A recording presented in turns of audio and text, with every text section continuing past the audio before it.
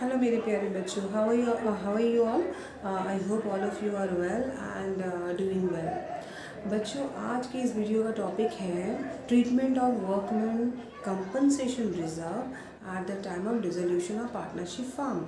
यानी कि firm close हो रहा है, dissolution of partnership firm means what, firm close हो रहा है परमानेंटली। ठीक है, ऐसे कंडीशन में आप देख रहे हो कि बैलेंस शीट में वर्कमैन कंपनसेशन रिजर्व रखा हुआ है। वर्कमैन कंपनसेशन रिजर्व होता क्या है, क्या करते हैं फर्म जनरली ऐसा एक फ़ंड क्रिएट करते हैं।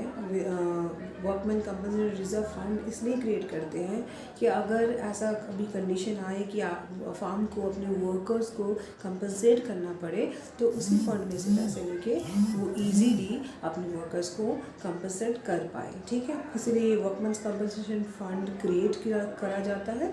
ठीक है, अब जब डिसोल्यूशन हो रहा है यानी कि फार्म क्लोज हो जा रहा है तो उस वर्कमैन कंपनसेशन रिजर्व का आप करोगे क्या। ठीक है, इसके लिए डिफरेंट कंडीशन आपको मिल सकता है। जैसे फर्स्ट कंडीशन अगर मैं आपको दिखाने जा रही हूँ। देखो फर्स्ट कंडीशन में क्या है, सपोज करो ये कंडीशन, ये बैलेंस शीट है।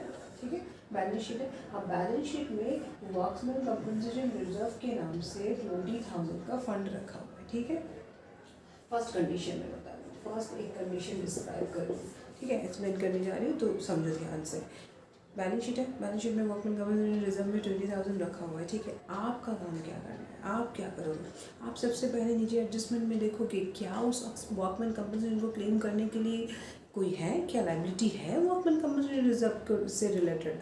ठीक है, तो आपने देखा, सपोज आपने देखा कि नीचे regarding this workman compensation reserve कोई भी इंफॉर्मेशन नहीं दिया हुआ है।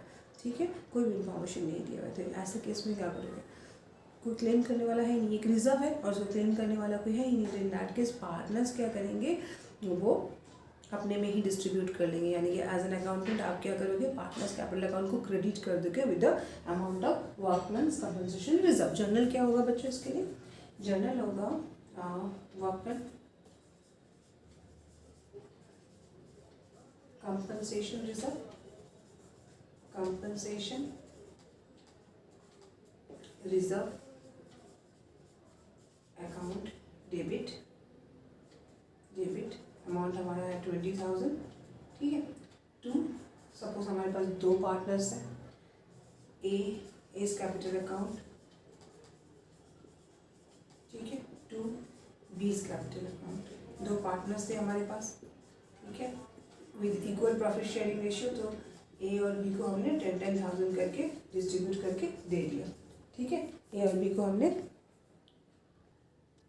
तो समझ में आया बच्चों। मैं फिर से एक बार रिकैप करवा देती हूँ। देखो आपने क्या देखा, सबसे पहले वर्कमैन कंपनसेशन रिजर्व आपने देखा बैलेंस शीट में, तो आपने क्या किया, आपने चेक किया कि नीचे एडजस्टमेंट में क्या इसको क्लेम करने के लिए है, कोई लायबिलिटी है, और क्या क्लेम करने के लिए कोई है। तो आपने देखा कि नहीं, कोई इन्फॉर्मेशन दिया ही नहीं है इसके बारे में।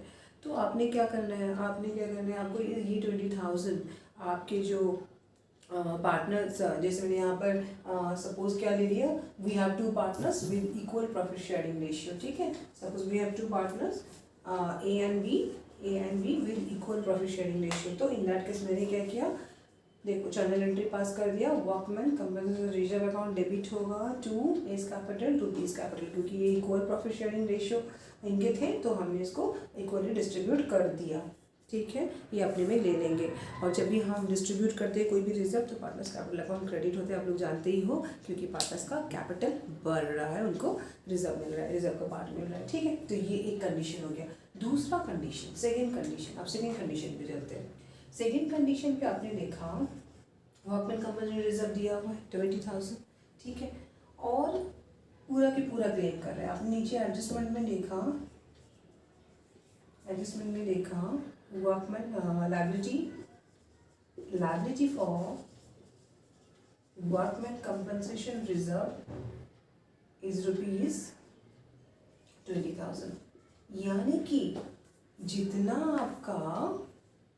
आपका रिजर्व रखा हुआ है ना, उतना का लायबिलिटी भी है, उतना आपको पे करना है। ठीक है, तो ऐसे केस में क्या करोगे बच्चों, ऐसे केस में आप ध्यान से समझो, जब भी ऐसा बस एक जो फर्स्ट कंडीशन था उसी में एक जर्नल एंट्री थी जिसमें कोई क्लेम करने वाला नहीं था और हमने वर्क्समैन कंपल्सरी रिजर्व को पार्टनर्स को बांट के दे दिया, ठीक है। अगर ये जो हमारा सेकंड कंडीशन है या और कोई भी जो बाकी के जो कंडीशन आने वाले हैं, उन सारी कंडीशन में आप देखोगे कि आपको मोर देन वन जर्नल करना पड़ रहा है। क्यों? एक तो वर्कमैन कंपल्सरी रिजर्व का आप ट्रांसफ़र कर रहे हो और दूसरा क्या, पेमेंट करने वाला, आपको पेमेंट भी तो करना है, तो वो 2 जर्नल आपको करना है, ठीक है। तो सेकंड केस को देख लो और समझ जाओगे। देखो सेकंड कंडीशन में हम देख रहे हैं कि वर्कमैन कंपल्सरी रिजर्व में 20,000 था और वही that is equal to the liability का जो फार्म है, फार्म को 20,000 पे भी करना है। तो ऐसे केस में सबसे पहले तो हम वर्कमैन कंपल्सरी रिजर्व का जो पैसे हैं ना, उसको हम क्या करेंगे, आज जो नॉर्मल लायबिलिटीज़ के साथ आप क्या करते हो, नॉर्मल लायबिलिटीज़ को आप क्लोज करते हो, like creditors, credit at the time of dissolution आप क्रेडिटर्स के साथ क्या करते हो, सबसे पहले तो उसको क्लोज करते हो, क्रेडिटर्स अकाउंट को क्लोज करते हो। जर्नल क्या होता है, आप क्या करते हो, क्योंकि क्रेडिटर्स एक लायबिलिटी है, आप क्या करते हो, ट्रांसफ़र करते हो। कहाँ, किस अकाउंट में, रियलाइजेशन अकाउंट में। जर्नल क्या होता है बच्चों, जब आप एक लायबिलिटी को ट्रांसफ़र कर रहे हो तो creditors account debit to realisation होता है ना। अभी भी हम लोग वही करेंगे, ठीक है। वर्कमैन कंपल्सरी रिजर्व को भी एक लायबिलिटी जैसे ही ट्रीट करेंगे, इसको डेबिट करेंगे टू रियलाइजेशन अकाउंट। तो फर्स्ट जर्नल ये हो गया, workman compulsory reserve account debit, क्योंकि हमारे जो पूरे 20,000 है ये हमें पे करना है, तो पूरा के पूरा वर्कमैन कंपल्सरी रिजर्व 20,000 हम क्या कर रहे हैं बच्चों, ट्रांसफ़र करते हैं। कहाँ, रियलाइजेशन अकाउंट में, यानी कि इस अकाउंट को हम क्लोज कर दे रहे हैं। सबसे पहले हम इस अकाउंट को क्लोज कर दे रहे हैं, ठीक है। क्लोज कर दिया, पूरा के पूरा वर्कमैन कंपल्सेशन रिजर्व के पैसे हम रियलाइजेशन अकाउंट में ट्रांसफ़र कर चुके। अब हम क्या करेंगे बच्चों, नेक्स्ट हम पे करेंगे, वर्कमैन कंपल्सरी रिजर्व को पे करेंगे। तो वर्कमैन कंपल्सरी रिजर्व अकाउंट तो क्लोज हो चुका है। अब हम पेमेंट के लिए क्या एंट्री होगा बच्चों, realisation account debit to bank. कितना पेमेंट कर रहे हो, 20,000। तो ये हो गया सेकेंड कंडीशन। इसमें हमने देखा कि जितना हमारे पास फंड था उतना ही लायबिलिटी भी है, मतलब उतना पे भी करना है।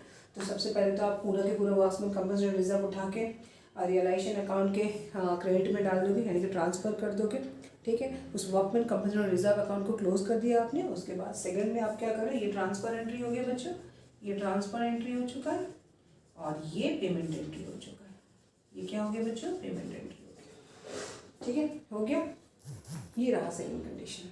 थर्ड कंडीशन में बच्चों सेम वर्कमैन कंपल्सरी रिजर्व है। आप यहाँ देख रहे हो, liability for workman compulsory reserve is 30,000। ज़्यादा है, फंड आपके पास कम है। वर्कमैन कंपल्सरी रिजर्व में आपके पास 20,000 ही है, but liability for workman compulsory reserve is 30,000, ठीक है।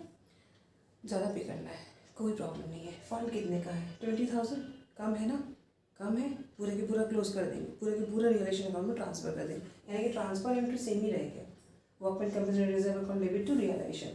मेरे पास जो फंड है वो कम है और जो पे करना है वो ज़्यादा है, तो पूरा के पूरा फंड तो मेरा ये चला जाएगा, ख़त्म हो जाएगा पेमेंट करने में। तो सबसे पहले तो इसको क्लोज करो, इसलिए क्लोज करना है, यानी कि 20,000 ही हमें रियलाइजेशन अकाउंट में ट्रांसफ़र कर देना है। Workman compulsory reserve account debit to realisation. पहले तो मैंने इसको क्लोज कर दिया, जितना फंड था मेरे पास उतना भी पूरा ट्रांसफ़र कर दिया। अब मैं पेमेंट करूँगी। अब पेमेंट करने में कितना पेमेंट करूँगी बच्चों, 30,000 पेमेंट करूँगी, बस 30,000। जर्नल सेम रहा, पेमेंट का जर्नल तो सेम होता है ना बच्चों, realisation account debit to bank account, payment का जर्नल तो सेम है, कुछ चेंज तो नहीं हो रही है। समझ में आई ये चीज़। तो थर्ड कंडीशन में आप देख रहे हैं वर्कमैन कंपल्सरी रिजर्व में 20,000 था, बट लायबिलिटी वाज मोर 30,000। तो सबसे पहले तो हम एज यूजुअल क्या कर रहे हैं, ये फंड का पैसा पूरा के पूरा जाना है तो इसको ट्रांसफ़र कर देते हैं रियलाइजेशन अकाउंट में, कर दिया। Workman compulsory reserve it's a liability account जब हम क्लोज करते हैं वो डेबिट हो जाता है और हमने इसको रियलाइजेशन अकाउंट में ट्रांसफ़र कर दिया। ये जर्नल एंट्री हो गया। आपने देखा सेकेंड वाले में भी ये कॉमन था, और एक बार ट्रांसफ़र करने के बाद 30,000 पेमेंट करना है तो पेमेंट कर दिया हमने 30,000, ठीक है। पेमेंट का एंट्री सेम ही रहा, realisation account debit to bank, और जितना पेमेंट कर रहे हो उतना पेमेंट कर दो, बस ये रहा थर्ड कंडीशन, ठीक है। फोर्थ कंडीशन यहाँ तक क्लियर है ना बच्चों? अगर यहाँ तक क्लियर है, और अगर अच्छा कोई भी प्रॉब्लम होती है ना तो एक बार आप वीडियो पॉज करके अच्छे से समझ के फिर या तो दोबारा देख लो, ठीक है। और अब फोर्थ कंडीशन पे आते हैं, ठीक है। आई होप यहाँ तक सब क्लियर है। तो मैं फोर्थ में जा रही हूँ, फोर्थ कंडीशन, ठीक है। फोर्थ कंडीशन में आप क्या देख रहे हो, सेम रखते हैं एग्जाम्पल। हमारे पास 20,000 का फंड है, बट इस बार क्लेम ना बच्चों 10,000 है।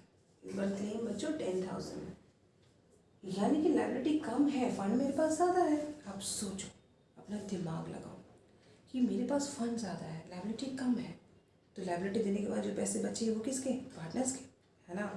तो एक बात बताओ कि मैं वर्कमैन कंपनसेशन फंड का ये जो मेरे पास 20,000 है, इसमें से रियलाइजेशन अकाउंट पे कितना भेजूंगी, जितना मुझे पे करना है, जितना लायबिलिटी है उतना रियलाइजेशन अकाउंट में भेज दूंगी। बाकी के पैसे मेरे बच्चों कौन लेके चला जाएगा, बाकी के पैसे मेरे कौन ले जाएगा बच्चों, पार्टनर्स लेके चले जाएंगे, है ना। पार्टनर्स कैपिटल अकाउंट, ठीक है, पार्टनर्स कैपिटल अकाउंट। तो हमारे पास तो यहाँ पर ए एंड बी है ना, ए एंड बी है हमारे पास। तो एज कैपिटल अकाउंट, ठीक है। कितना देंगे एक, 10,000 बचा ना। देखो टोटल फंड तुम्हारे पास 20,000 का था, 10,000 उसमें से लायबिलिटी एज ए लायबिलिटी पे करना है, बाकी बचा 10,000। अब वो 10,000 क्या ए एंड बी, जो एग्जाम्पल हमने लिया है ए एंड बी का, जिनकी इक्वली प्रॉफिट शेयरिंग रेशियो था, क्या वो दोनों बांट नहीं लेंगे अपनी अपनी रेशियो के हिसाब से। तो कितना कितना ले लेंगे, 5,000 ए ले लेगा और बाकी के 5,000 बी ले लेगा। समझ में आया बच्चों, बाकी के 5,000 20 कैपिटल अकाउंट में आपको ट्रांसफर कर देना, क्लियर। तो अल्टीमेटली जानना क्या हुआ, आप देखो सिंपली, वर्कमैन कंपनसेशन रिजर्व लिया आपने 20,000 का, ठीक है। आपको पता है कि लायबिलिटी है 10,000 का, तो जितना लायबिलिटी है उतना रियलाइजेशन अकाउंट में ट्रांसफर हो जाए। बाकी के पैसे पार्टनर्स अपने अपने प्रॉफिट शेयरिंग रेशियो के हिसाब से डिस्ट्रीब्यूट कर लेंगे, वही हमने किया, ठीक है। हो गया काम खत्म। वर्कमैन कंपनसेशन रिजर्व का 10,000 हमने लायबिलिटी में डाल दिया, ठीक है, रियलाइजेशन में डाल दिया जो पेमेंट करना है, और बाकी के 10,000 पेमेंट क्या हो गया बच्चों, बाकी के 10,000 हमने हाँ। तो बच्चों देखो, तो ये तो हो गया।